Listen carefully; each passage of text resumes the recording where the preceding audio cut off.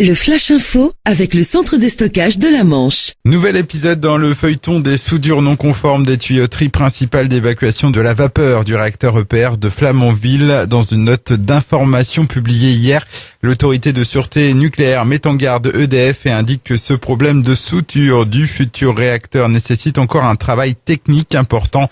La SN demande aussi à l'électricien de se préparer à des travaux complexes. On rappelle que le chantier de l'EPR a accumulé les difficultés depuis son lancement.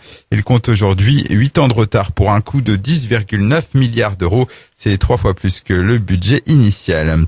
Le frelon asiatique continue de proliférer dans le département de la Manche. Le nombre de nids signalés est en constante augmentation.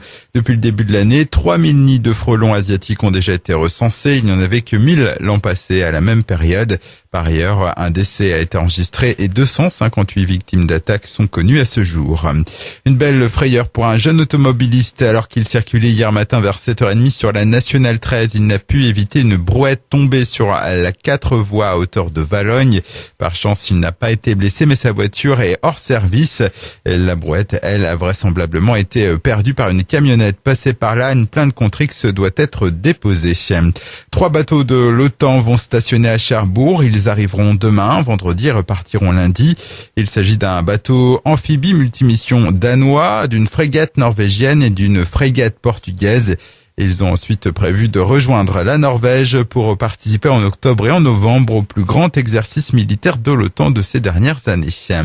Le refuge du Cotentin de la SPA organise ses portes ouvertes le week-end prochain. Un rendez-vous très attendu par la Société protectrice des animaux, étant donné que la nouvelle structure située au bord de la RN13 au niveau de Tolva a été saturée au cours de l'été. Le refuge sera ouvert samedi et dimanche de 10h à 12h et de 14h à 18h.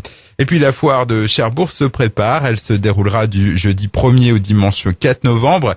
Comme l'an dernier, l'événement posera ses valises à l'étage du centre commercial Les Éléis. Grande nouveauté pour cette édition 2018, l'entrée sera entièrement gratuite pour les visiteurs.